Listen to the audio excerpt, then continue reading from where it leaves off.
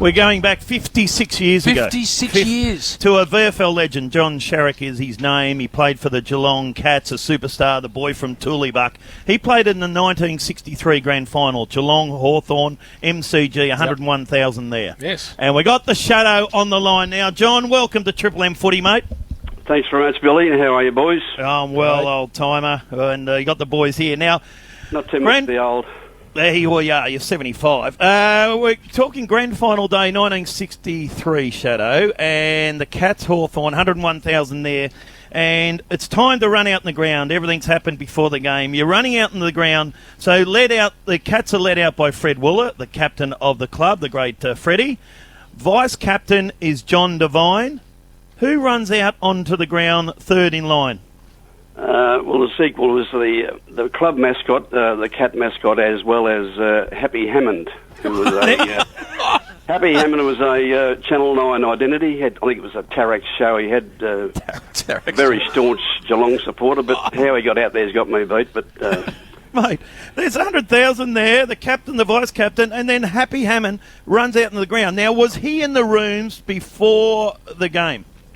Yeah, well, he was a regular in our rooms because he's a very avid Geelong supporter. But Bobby had a brainwave, and he's happy with the piano accordion, playing a few songs. But there was no Elvis Presley, but it was just the old handbag going. But it's to relieve the pressure, Bobby said. And Bill, let's get to the untold story, mate. No, this is it. Right. So the piano accordion. Now, this is what a piano accordion sounds like for those who have heard it. So, Happy Hammond is going around in the room before the grand final playing this. So how does he get third in line and runs out onto the ground, Shadow?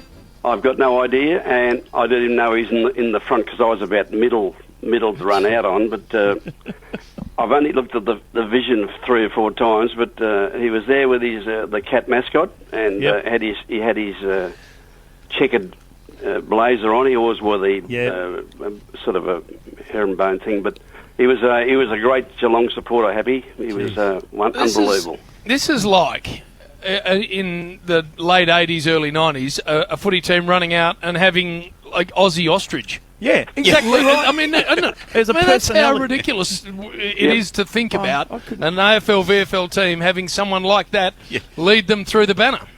Well, our banner was about 8 foot by 5 foot, so it wasn't a very big banner.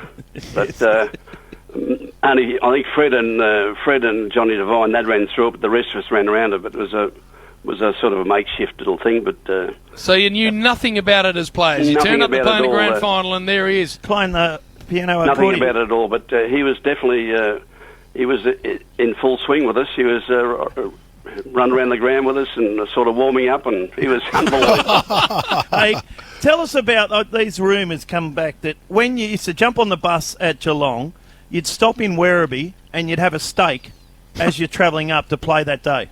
No, we started off at the club rooms about 9 o'clock with a steak or a chop or a snag. That'd put a big lump in your stomach for about 3 hours. And we get to Werribee by bus because it was compulsory to go up by bus on those days, and which was great for the team. The committee would go to the pub, have 4 or 5 beers. Be Polly, myself, Bobby Davis and Billy Goggin. We go to the tote, put a bet on, and keep walking. So we'd take about half an hour handballing and kicking to each other get through Werribee.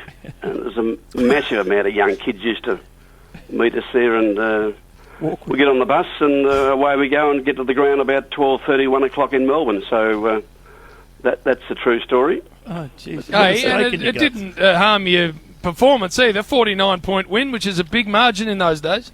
Well, what happened was, to those people who didn't know, on the last home-and-home game, we were 5th, and we had to play Hawthorn, who were top. So we beat them by the greatest amount of money. I don't know how much we beat them by. The percentage we went to 2nd. Ah. So then the second semi, we beat Hawthorn again, and Hawthorn beat Essendon to go into the grand final. So we beat Hawthorn the last 3 games of the year. So that's a trivia question. Yeah. Well, Bill, mate, astounding. And still no one knows. What about the Palais, the old nightclub? The Palais, where you, back in those days, and you were a very good-looking man, Shadow, but Billy. you used to go to the Palais. Is this true? Because Sam Newman tells us this, that you had a dance card, and you had to go up and ask the ladies if they'd have the second or third dance. Oh, boy.